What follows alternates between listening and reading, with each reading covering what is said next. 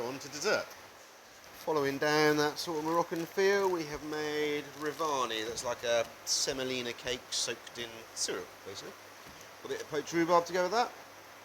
Some lovely crème fraîche, Neals Yard crème fraîche, and some rhubarb syrup. So no cooking on this one. I've got our funky plates with the splashes on. So, something like that. So you can see you've got all that syrup left in there.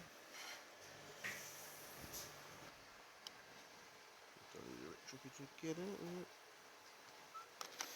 It was in hot water at the start of the video, but that's now gone cold, so well, it'll be something like that anyway.